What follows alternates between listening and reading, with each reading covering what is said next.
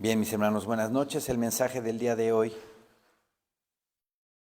lo tenemos en Primera de Samuel, capítulo 6. Primera de Samuel, capítulo 6.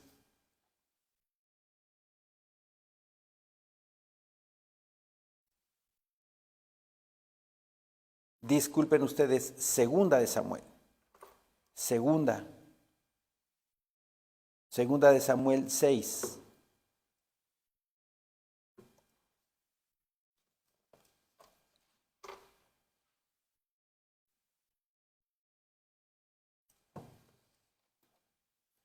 Dice nuestro Señor en su bendita y santa palabra. David volvió a reunir a todos los escogidos de Israel, 30,000 dice. Y se levantó David y partió de Baala de Judá con todo el pueblo que tenía consigo, para hacer pasar de allí el arca de Dios, sobre la cual era invocado el nombre de Jehová de los ejércitos, que mora entre los querubines. Pusieron el arca de Dios sobre un carro nuevo y la llevaron de la casa de Abinadab, que estaba en el collado. Y Usa y Ahío, hijos de Abinadab, guiaban el carro nuevo. Guían el carro nuevo. Vamos a poner en contexto esta historia del día de hoy. Para empezar, David, como dice aquí el versículo 1, volvió a reunir a todos los escogidos de Israel. ¿Cuáles escogidos? La Biblia, Nueva Traducción Viviente, nos dice: entonces David volvió a reunir a las tropas más selectas de Israel.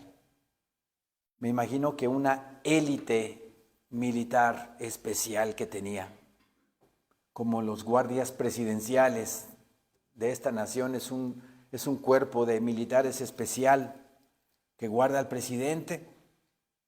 Aquí nos dice la palabra que David volvió a reunir las tropas más selectas de Israel, un total de 30,000.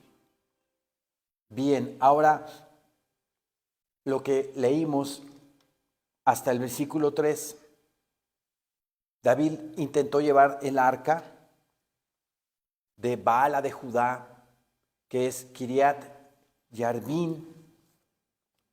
La palabra del Señor nos dice que estaba el arca de Dios en ese lugar porque había permanecido en casa de este hombre, Abinadab, por más de 20 años el arca. ¿Por qué fue eso? Cuando el sacerdote, el sumo sacerdote Elí, estaba ministrando a nuestro Señor, tuvo 2 hijos, Ofni y Fines, los cuales no honraban al Señor, no cumplían correctamente su ministerio, a tal grado que mi Señor Dios, por medio del profeta Samuel, que era un menor en aquel entonces, profetizó en contra de ellos, diciendo que iban a morir. Estos 2 sacerdotes, hijos de Elí, Ofni y Fines, enfrentándose a los filisteos en una batalla, quisieron llevarse el arca de Dios. ¿Por qué se la llevaron? Porque pensaron que les iba a traer suerte, ¿verdad? Llevarse el arca y así ganar la batalla. ¿Qué pasó con esa batalla? La perdió el pueblo de Israel. Y los filisteos capturaron el arca y se la llevaron a Asdod, una de las 7 capitales del reino de los filisteos. Aquí la palabra del Señor en Primera de Samuel capítulo 7, vamos para allá.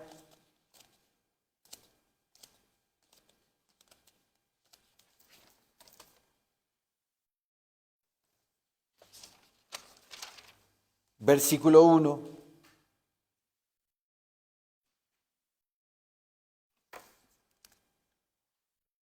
Dice el Señor en su palabra: vinieron los de Kiriat Yarim y llevaron el arca de Jehová y la pusieron en casa de Abinadab, situada en el collado, y santificaron a Eleazar, su hijo, para que guardase el arca de Jehová. Desde el día que llegó el arca a Kiriat Yarim, pasaron muchos días, 20 años, y toda la casa de Israel lamentaba en pos de Jehová. Hubo gran lamento porque el arca de Dios, ¿verdad?, había sido ultrajada, había sido capturada por los filisteos, pero la recuperaron. Aquí lo dice 1 Samuel 7, la recuperaron los de Kiriat Yarim. ¿Y cómo la recuperaron? Como les comenté, en la batalla que hubo en contra de los filisteos, Ofni y Fines llevaron el arca y perdieron la batalla y capturaron el arca. El arca se la llevaron los filisteos y la pusieron en su templo, en Asdod, donde ahí, cuando tenían los filisteos sus victorias, llevaban, digamos, las reliquias o los objetos sagrados de los pueblos a los cuales conquistaban. Por eso el arca de Jehová la llevaron al templo de el dios pagano Dagón.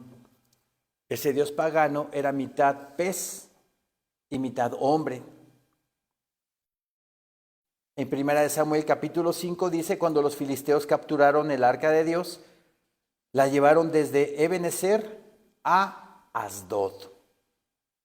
Y tomaron los filisteos el arca de Dios y la metieron en la casa de Dagón y la pusieron junto a Dagón. Tenían esta costumbre de que el pueblo pagano que ganaba una victoria, la reliquia o el artículo religioso del perdedor lo llevaban al templo del dios pagano, como diciendo: nuestro Dios nos ayudó a vencer al pueblo enemigo. Aquí se llevan los filisteos el arca y la ponen en la casa de Dagón, como lo dice aquí el versículo 3, y cuando al siguiente día los de Adot se levantaron de mañana, he aquí que Dagón, postrado en tierra, delante del arca de Jehová. Y tomaron a Dagón y lo volvieron a su lugar. Qué escena tan curiosa y tan impactante, porque ponen el arca de Jehová al lado del ídolo pagano.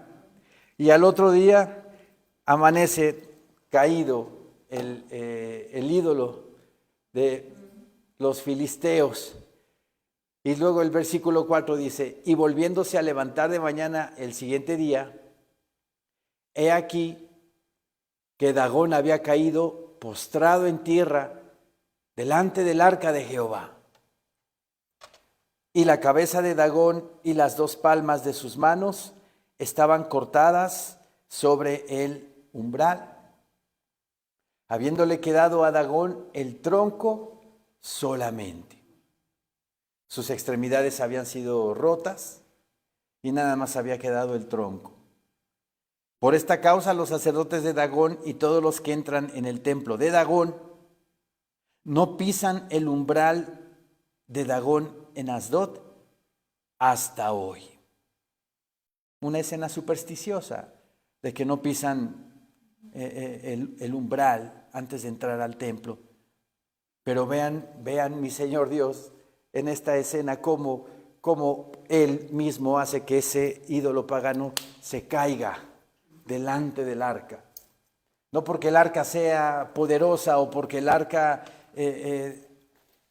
haya hecho esto, sino el arca era una manifestación de Dios, era un símbolo de Dios, era algo impresionante de parte de Dios. Ahí se manifestaba, ahí mi Señor Dios hablaba entre los dos querubines en el arca.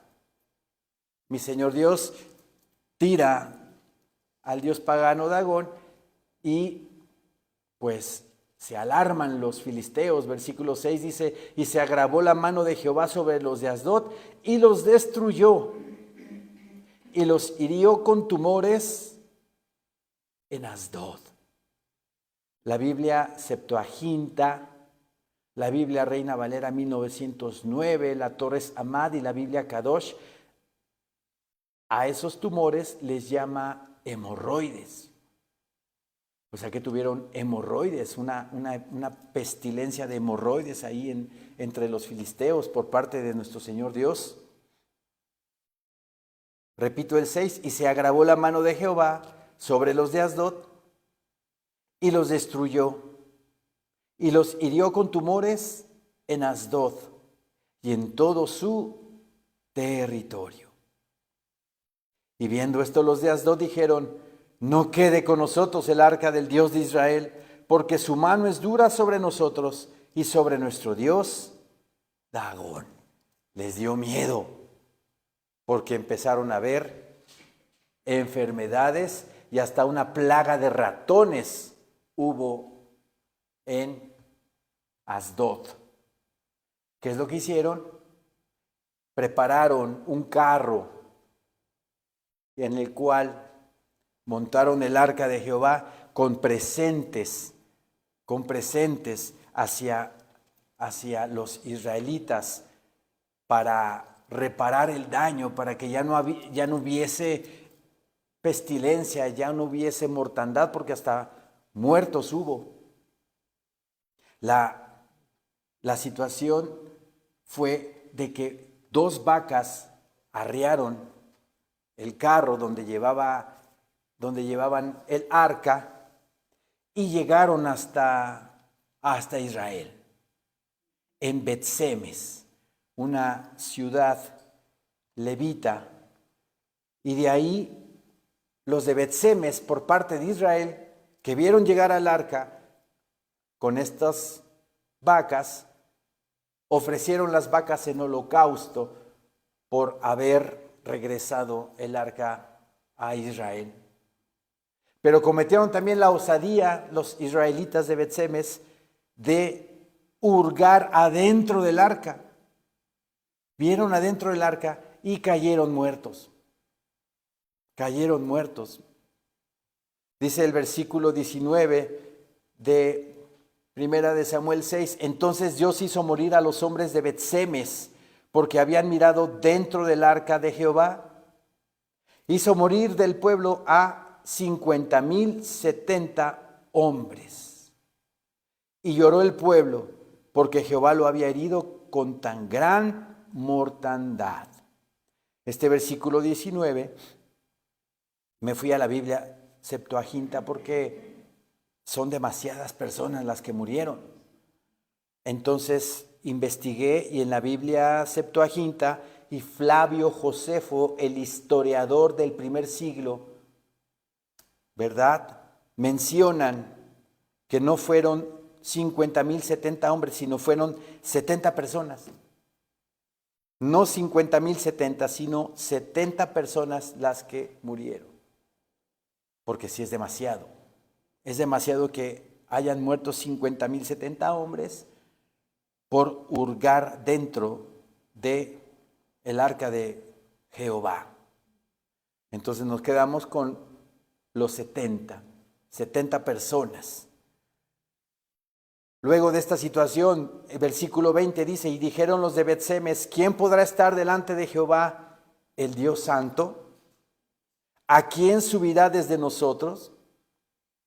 Y enviaron mensajeros a los habitantes de Kiriat Yarim, diciendo: los filisteos han devuelto el arca de Jehová. Descended pues y llevadla a vosotros. Ya no quisieron tener el arca ellos, entonces agarraron y les dijeron a sus vecinos: vengan por ella. Por eso en el capítulo 7 dice la palabra: vinieron los de Kiriat Yarim y llevaron el arca de Jehová.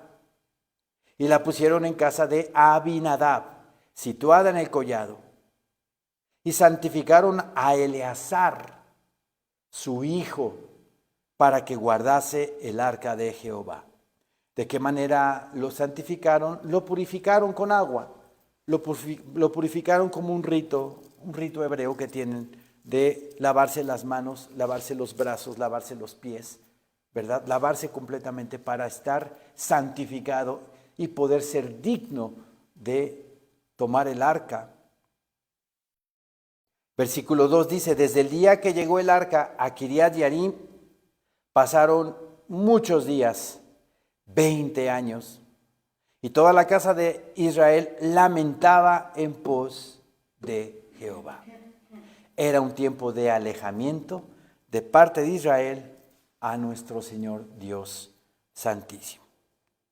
Por eso ahora en 2 de Samuel, capítulo 6, retomando todo este contexto que hablamos,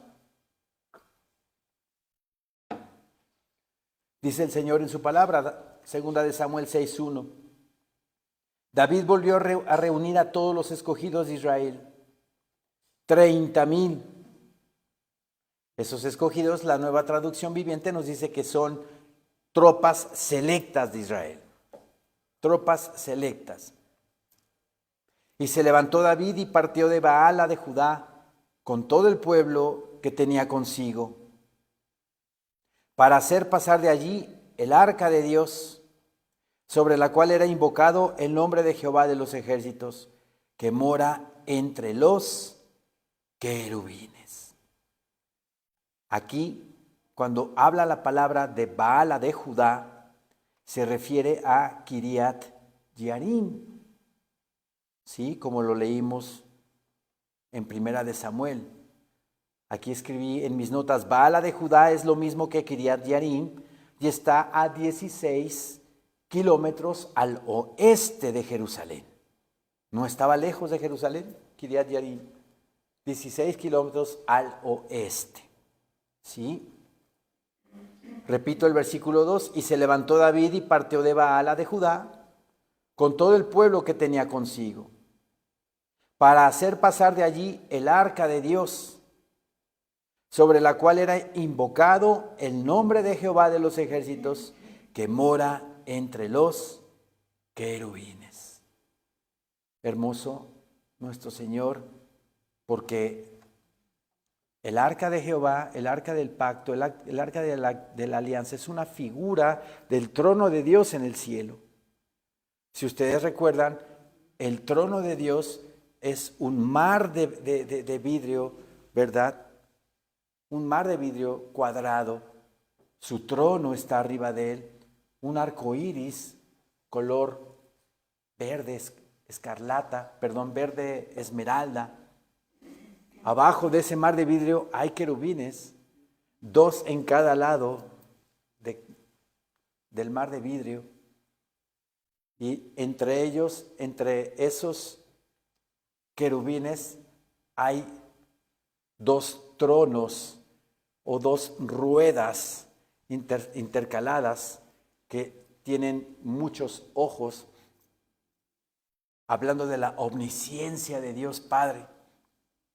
Y nos relata la palabra en Ezequiel capítulo 1 que ese trono o ese carro, porque son ruedas que van moviendo el trono de Dios hacia adelante, pero nunca para atrás, dice la palabra, nunca para atrás. Ahí tenemos una enseñanza de que siempre tenemos que ver hacia adelante, nunca poner la mano en el arado y ver para atrás, como dice nuestro Señor Jesucristo. El arca de la alianza es una figura del trono de Dios, y cuando Moisés entraba, cuando quería entrar Moisés al arca, al tabernáculo, al lugar santísimo, ahí, ¿verdad? La gloria de Dios, la Shekinah de Dios bajaba entre los dos querubines. Los dos querubines veían hacia el propiciatorio, hacia el espacio donde la gloria de Dios ahí se mostraba y ahí hablaba Moisés con nuestro Señor Dios Santísimo. Así de que, como dice aquí, sobre la cual era invocado el nombre de Jehová de los ejércitos, que mora entre los querubines. ¿Sí? Los querubines ven hacia el propiciatorio, pero abajo del propiciatorio están el maná, las tablas de la ley y la vara de Aarón que floreció, ¿verdad? Versículo 3 dice, pusieron el arca de Dios sobre un carro nuevo y la llevaron de la casa de Abinadab que estaba en el collado. Y Usa y Ahío, hijos de Abinadab, guiaban el carro nuevo. Como lo acabamos de leer en 1 Samuel 7, 1 y 2, el arca de la alianza estuvo 20 años en casa de Aminadab. Y David sentía en su corazón traerla de regreso a Jerusalén. Yo apunté acerca de el versículo 3. La ley del Antiguo Testamento especificaba que el arca sagrada debía ser llevada por los hijos de Coat. Además, David copió el modelo de la transportación del arca como los filisteos. Eso lo vemos en 1 Samuel 6. Vamos para allá, es importante saber esto. David hizo lo mismo que los paganos. Puso el arca en un carro. En 1 Samuel, capítulo 6, versículo 7 y 8.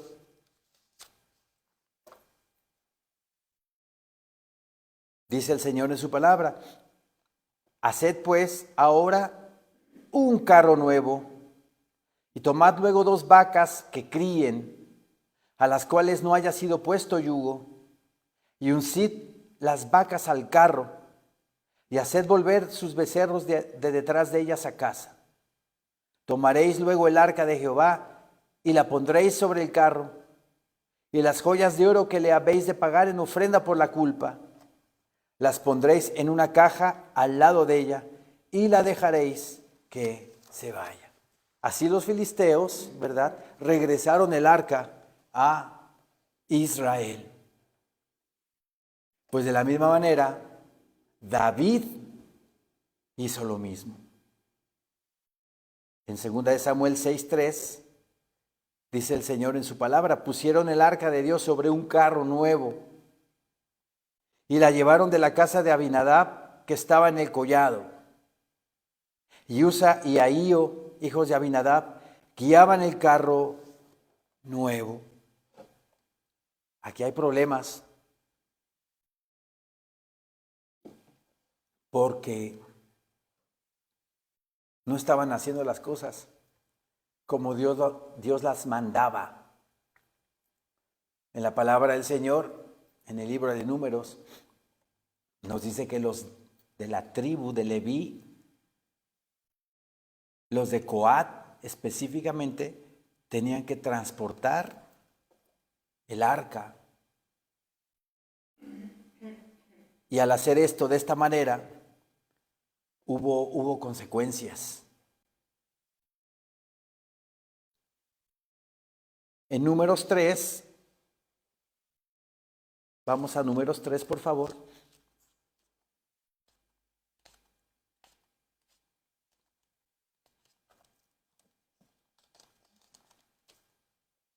Versículo 30.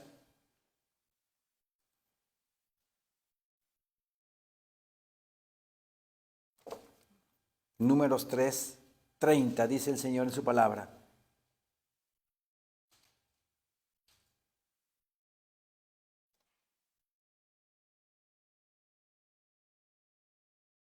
Desde el 29 dice, las familias de los hijos de Coat acamparán al lado del tabernáculo al sur. Y el jefe del linaje de las familias de Coat, Elisafán, hijo de Uziel. A cargo de ellos estarán el arca, la mesa, el candelero, los altares, los utensilios del santuario que ministran, y el velo con todo su servicio. Entonces, los de la familia de Coat se encargaban de todo el mobiliario del lugar santo, ¿sí? Incluyendo el arca de la alianza.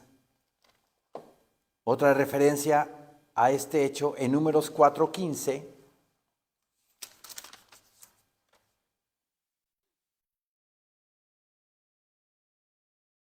Dice el Señor en su palabra, cuando acaben Aarón y sus hijos de cubrir el santuario y todos los utensilios del santuario, cuando haya de mudarse el campamento, vendrán después de ellos los hijos de Coat para llevarlos, pero no tocarán cosa santa, no sea que mueran. Estas serán las cargas de los hijos de Coat en el tabernáculo de reunión. Solamente ellos eran los encargados de transportar el arca. En Números 7, ¿sí? Números 7,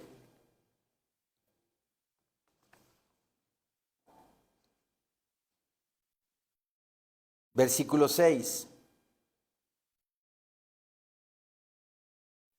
Entonces Moisés recibió los carros y los bueyes y los dio a los levitas. 2 carros y 4 bueyes dio a los hijos de Gersón conforme a su ministerio. Y a los hijos de Merari dio 4 carros y 8 bueyes conforme a su ministerio, bajo la mano de Itamar, hijo del sacerdote Aarón. Pero a los hijos de Coat no les dio, porque llevaban sobre sí en los hombros el servicio del santuario. ¿Sí? ¿Qué significa esta palabra? Moisés le da los carros a los hijos de Merari y a los hijos de Gersón para llevar en esos carros con esos bueyes que los iban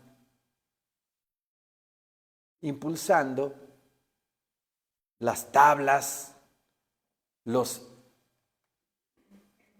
las maderas, los capiteles de bronce, de plata, todo ese material del tabernáculo, pues ¿cómo lo iban a transportar? Entonces reciben los de Merari y los de Gersón carros para transportar todo el mobiliario del tabernáculo. Pero a los de Coat no les da nada, porque lo único que tenían que cargar los de Coat era las puras, cosas del lugar santo. El mobiliario, la mesa de los panes, el altar del incienso, la menorá, el arca de la alianza. Y eso lo tenían que cargar en hombros. Habían unas argollas, ¿se acuerdan? Habían 2 argollas en un lado y 2 argollas en otro lado, y por ahí pasaban un tubo de madera y cargaban en hombros los utensilios del lugar santo y el arca de la alianza. Por eso no reciben los de Coat carros con bueyes para transportarlo, porque lo llevaban cargando en sus hombros. ¿Ok? Entonces era exclusivamente, exclusivamente la tribu de Leví en específico los de Coat, los que tenían que transportar el arca de la alianza.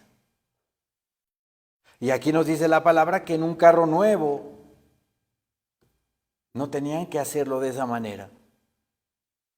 Tenían que cargarlo con tubos, palos de madera en sus hombros. Por este hecho hubo una desgracia, dice el versículo 4, y cuando lo llevaban de la casa de Abinadab, que estaba en el collado, con el arca de Dios, Ahío iba delante del arca. Y David y toda la casa de Israel danzaban delante de Jehová con toda clase de instrumentos de madera de haya, con arpas, salterios, panderos, flautas, címbalos, música vernácula, mariachi. ¿No dice eso la palabra? No. Entonces, ¿por qué las alabanzas actuales las cantan con música regional, con salsa, con mariachi, hasta con reggaetón? Cantan y alaban al Señor. ¿Por qué siempre nos tenemos que desviar de lo que el Señor siempre tiene establecido? ¿Es bueno escuchar una alabanza con música de mariachi? No. Claro que no. ¿Con música de salsa? No. ¿Cómo dice aquí la palabra que tenemos que alabar al Señor? Repito el versículo 5. Y David y toda la casa de Israel danzaban delante de Jehová con toda clase de instrumentos de madera de haya, con arpas, salterios, panderos, flautas y címbalos. Era una música, una instrumentación bastante valiosa, moderada, espiritual. Ya me imagino a David, imagínense a David danzando, cantando, alabando al Señor. Con mariachi, yo creo que fueron a Garibaldi, ¿verdad? Por el mariachi para acompañar al arca. Y se fueron cantando, ¿verdad? Ahí a Garibaldi y cantándole al Señor en Garibaldi. ¿Eso es correcto? No, claro que no, porque tenemos que sacar música del mundo y ponerle letra cristiana, pero es que dicen, no, es que es para atraer a la gente del mundo. No puedes, no, en ningún momento puedes tú atraer a la gente del mundo con música del mundo. El único que convence de pecado, de justicia y de juicio es el Espíritu Santo. Y Él es el que, cuando alguien, por ejemplo, escucha una alabanza de parte de Dios, con los instrumentos adecuados, con la letra adecuada, porque ya hasta las alabanzas de hoy en día ya son planas, superficiales. Parece que están cantándole a la novia, cantándole al novio. En ningún momento le hablan a Dios, en ningún momento le hablan a Cristo, en ningún momento mencionan al Espíritu Santo. ¿Qué me puede llenar eso? No me llena. No me llega al espíritu, puede llegar al alma, pero no al espíritu. Y no quiere el Señor eso. El Señor quiere que llegue primero al espíritu, porque el Señor, nuestro Dios, hace contacto con nuestro espíritu. Romanos 8 nos dice que el Espíritu Santo, ¿verdad?, da testimonio a nuestro espíritu de que somos hijos de Dios. Y del Espíritu Santo, que es el que nos da testimonio a nuestro espíritu Ahí viene la comunión entre el Padre y nosotros, de su espíritu con mi espíritu de vida. Y de mi espíritu de vida viene la llenura del alma. Pero ahora esas alabanzas motivacionales, esas alabanzas emocionales, que no mencionan a Dios, que no mencionan a Cristo, ni al Espíritu Santo, pues no hay ningún alimento a mi espíritu. Lo que debemos de hacer es cantar alabanzas, himnos. Los 150 salmos que están aquí escritos son canciones cantadas a Dios. Nuestros himnos deben de tener versículos de la Biblia para que llenen nuestro espíritu. Y de nuestro espíritu compartamos al alma. Pero no al revés. Primero al alma y el espíritu se queda sin nutrirse. Primero es al espíritu de vida y del espíritu de vida a nuestra alma. Entonces aquí en 2 Samuel 6, versículo 5, la Biblia Nueva Traducción Viviente dice: David y todo el pueblo de Israel celebraban ante el Señor entonando canciones. Estaban cantando salmos, me imagino, y tocando todo tipo de instrumentos musicales, liras, una especie como de guitarra antigua, ¿verdad? Arpas, panderetas, castañuelas y címbalos. ¿Qué clase de música esa, no? ¿Qué clase de música? Hermosa, melodiosa, que llega al espíritu. Hay que tener cuidado con la música. Recuerden que el enemigo de la humanidad, en él fueron puestos todos los instrumentos musicales. Por eso Satanás manipula el alma de la gente. Cuando alguien ha caído en alguna decepción, cuando a alguien le han quebrantado el corazón, generalmente, ¿qué música ponemos? Pues música de dolor, música de tristeza. Ponemos a José José, ponemos a Luis Miguel. ¿Y esa música qué va a provocar en mí? Depresión.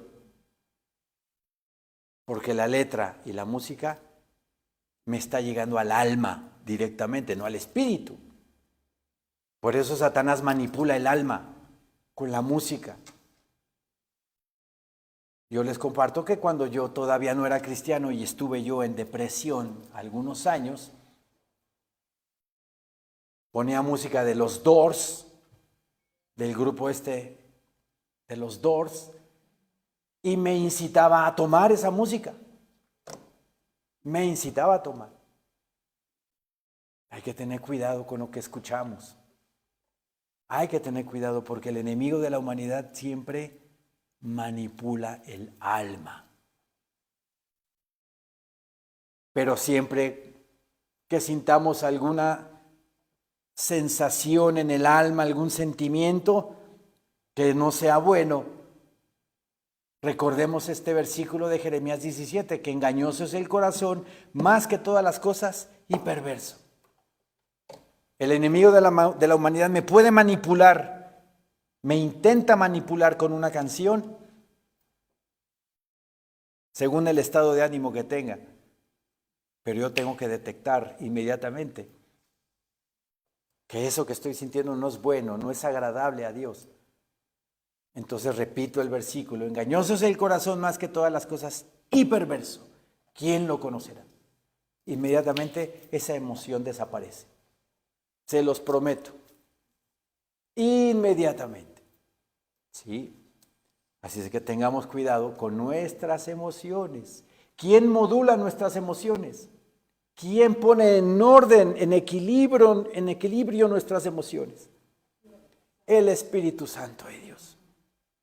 El Espíritu Santo de Dios. Bien. Versículo 6 dice, cuando llegaron a la era de Nacón, Usa extendió su mano al arca de Dios y la sostuvo, dice, porque los bueyes tropezaban. Imagínense, los bueyes iban pues caminando y a lo mejor un hoyo por ahí, se atoraron o algo así, y se le viene el arca de la alianza hacia un lado. Y Usa a lo mejor pensó que se iba a caer el arca y la quiso detener. Y la quiso detener. ¿Qué fue lo que pasó? Versículo 7 dice, y el furor de Jehová se encendió contra Usa y lo hirió allí Dios por aquella temeridad. Y cayó allí muerto junto al arca de Dios. Terrible, terrible. ¿Sabía Usa acerca de la ley de Dios o tenían el conocimiento de que nada más los coatitas eran los que tenían que transportar el arca? Yo creo que sí. Y si no, por ignorancia le pasó la cosa, como dicen los venezolanos. Por ignorancia. Si no sabía, por desconocimiento, también la gente se va al infierno. Qué importante es leer la Escritura, ¿verdad? Qué importante es tener el conocimiento de Dios para saber la voluntad del Señor. Usa debió haber conocido la palabra. Debió haber meditado en el libro de Números. Si la sabía, debió haberse acordado de lo que pasaba si agarraban el arca. Alguien que no era levita y de Coat. Y aún así, de todos modos, si hubiera sido un coatita, si hubiera agarrado un coatita con las manos, el arca también le hubiera pasado lo mismo. Porque la palabra, como ya leímos en Números 4, tenía que ser transportada el arca de la alianza con estos palos de madera en los hombros, así la llevaban, sin tocar el arca. Porque el arca de la alianza representaba la santidad de Dios. Entonces aquí vean la desgracia de lo que pasó. Y el furor de Jehová se encendió contra Usa y lo hirió allí Dios por aquella temeridad. Y cayó allí muerto junto al arca de Dios. Versículo 7 escribí lo siguiente. Él no vio ninguna diferencia entre el arca y cualquier otro artículo valioso. Su intención de ayudar fue buena, pues se va a caer el arca, la voy a detener. Pero hubo una profunda insensibilidad hacia lo sagrado, sobre la cual incluso a sus portadores levíticos se les había prohibido poner sus manos. Probablemente fue cosa ligera para él el haber tomado el arca con las manos. Pero recuerden, hermanos, que todas las cosas de Dios son sagradas. Todas las cosas de Dios son santas. Con Dios no se juega. Como dice la palabra del Señor, Dios no puede ser burlado. Todo lo que el hombre sembrare, eso también cosechará. Si estamos aquí, en la casa de Dios, debemos de estar con todo respeto, con toda reverencia, porque aquí está su presencia. Donde dos o más estén reunidos, congregados en mi nombre, ahí yo voy a estar en medio de ellos. Y aquí está el Señor con nosotros. En certidumbre de fe, sabemos que está aquí con nosotros. Entonces, tenemos que estar atentos al mensaje, atentos a la Escritura. Siempre les digo, celulares en vibrador, no contesten mensajes. Estamos aquí totalmente concentrados a la palabra. Y podría ser una temeridad, una imprudencia. La gente que me está escribiendo algo sabe que estoy en el culto, debe respetar el tiempo del culto. Por eso, cuando venimos aquí, lo alabamos, lo glorificamos, lo exaltamos. Es cosa seria. Y también nuestra relación con el Señor es cosa seria. Lo más serio que puede tener el hombre en su vida es su relación con Dios.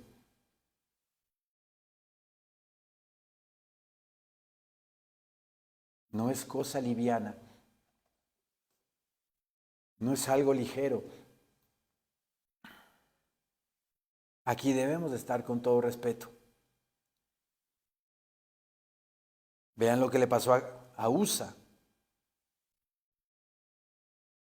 Versículo 8 dice, y se entristeció David por haber herido Jehová a Usa, y fue llamado a aquel lugar Pérez Usa hasta hoy.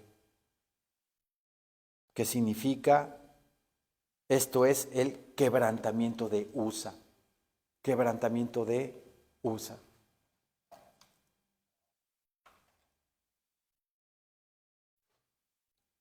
Y temiendo David a Jehová, aquel día dijo, ¿cómo ha de venir a mí el arca de Jehová?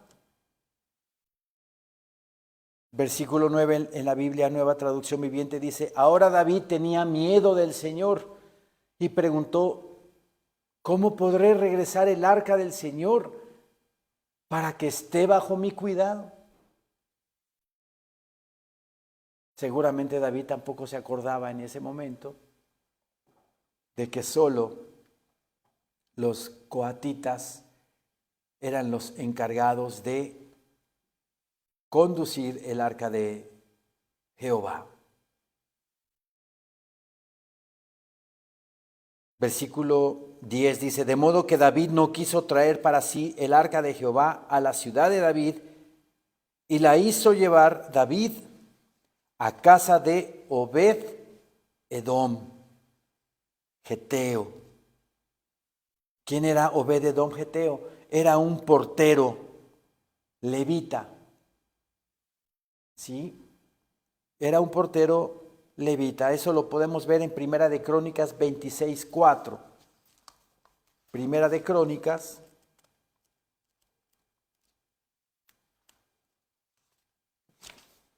26:4. El título del capítulo dice porteros y oficiales.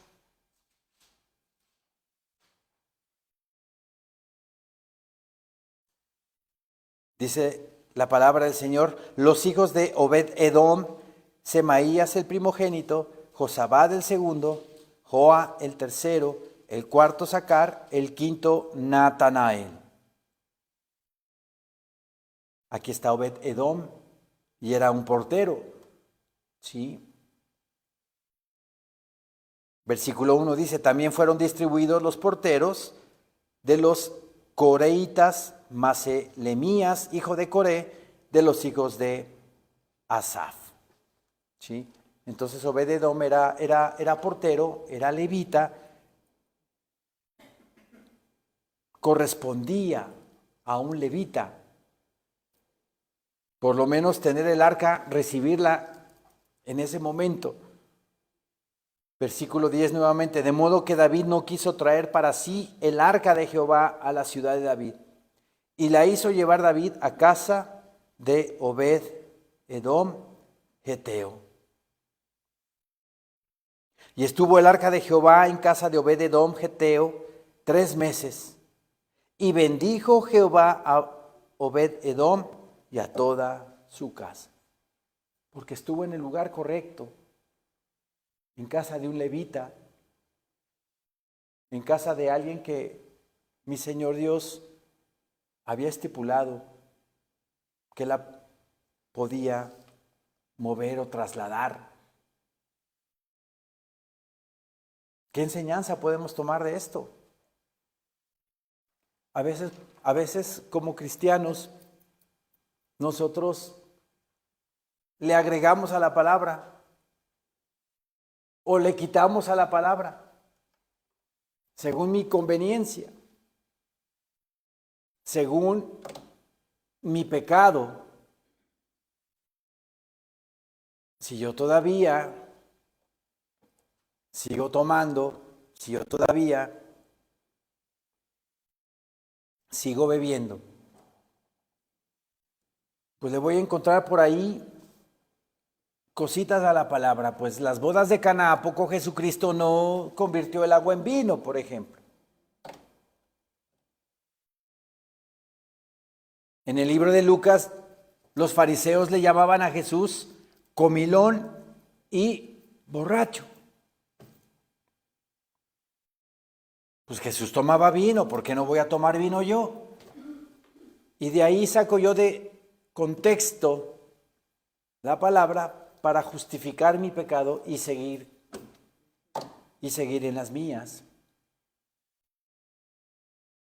El Señor quiere que tal cual está escrita su palabra, así la obedezcamos. Se está dando también mucho de que los hijos de Dios ya no se están casando, sino están viviendo con la novia o con el novio. Y se están justificando, diciendo, pues es que no estoy fornicando, estoy viviendo yo con mi novia y ya llevo muchos años con ella. Pero estás viviendo en pecado. A Dios no le agrada eso. La fornicación es tener relaciones sexuales antes del matrimonio. No hay bendición de Dios allí. Dios no puede bendecir esa relación.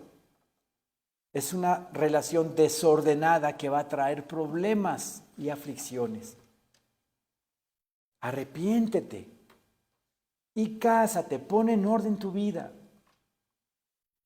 Pero queremos sacar de contexto la palabra, haciendo lo que yo quiero. La gente que es iracunda, la gente que se enoja con mucha facilidad, podría decir, bueno, pues es que Jesucristo ¿a poco no sacó el látigo en el templo y empezó a quitar las mesas de los cambistas, a levantarlas? ¿Sabían que hay una ira justificada? Una ira santa que puede justificar un enojo. Una vez, no voy a decir en dónde, a una hermana, estábamos en invierno, pusieron una fogata y y quisieron apuntar en un papel, en papelitos, versículos de la Biblia, pero que esos versículos de la Biblia fueran quemados en la fogata. Y yo me quedé así, ¿perdón? En ese momento me enojé. Me enojé y dije, oye, no, espérame, eso no está bien. Eso no debe de ser así. ¿Con qué motivo haces eso? Pero sí me enojé. Fue una ira justificada, una ira santa. Mi Señor Jesucristo, cuando se enoja por la situación corrupta del templo, fue justificada su ira, una ira santa. Defender la palabra de Dios, defender algo que a los ojos de Dios está mal. Además, la palabra del Señor nos dice que nos enojemos, pero no pequemos. Airaos, pero no pequéis. No se ponga el sol sobre vuestro enojo. Te puedes enojar, pero que no pase tu enojo de ese día. No pase de ese día ese enojo. Pero hay una ira injustificada que, bueno, insulta, ofende, dice groserías, que obviamente esa es pecaminosa. Hay de enojos a enojos, ¿sí me explico? Entonces, con esta historia que aprendemos, David quiso llevar el arca de la alianza a Jerusalén. Tuvo una intención buena, fue bueno, él quiso él deseó con todo su corazón llevar el arca de Abinadab a Jerusalén. La intención fue buena, el modo no. A veces tenemos intenciones buenas, pero podrían ser antibíblicas, que nos pudieran conducir al pecado. Todo lo que tengamos que hacer tiene que ser basado en la palabra bendita de Dios. David se equivocó.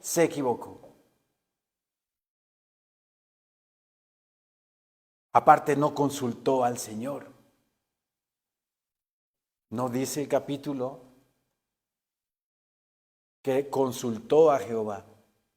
Él de corazón lo hizo. Tenemos que poner todo en oración. Si hubiera David consultado al Señor, el Señor le hubiera dicho, me gusta tu idea, pero quiero que los coatitas sean los que se lleven el arca. Pudiera haber sido diferente. Pero ahí están las consecuencias de no consultar al Señor.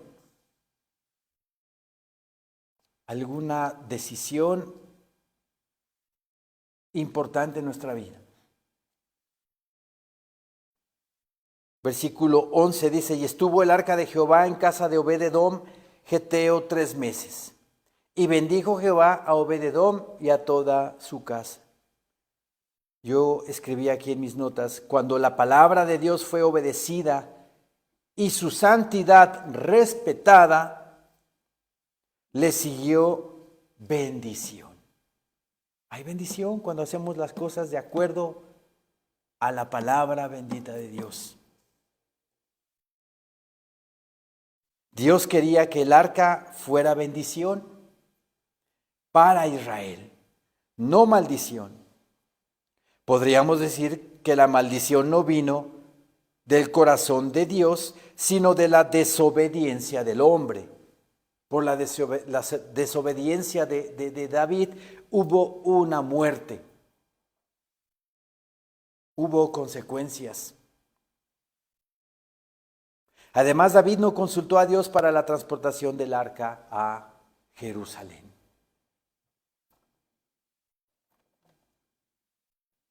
Tenemos que tomar en cuenta eso. Todo pongamos a Dios en oración. Y debemos de vivir de acuerdo a lo que nos dice la bendita palabra del Señor. Tenemos que ser obedientes, no rehuir al mandamiento, no rehuir a la palabra. Y así va a traer bendición a nuestra vida. No ser rebeldes y hacer las cosas a mi manera, sino siempre, ¿verdad?, va a ser a la manera de Dios. Amén, hermanos. Amén. Levantémonos, por favor.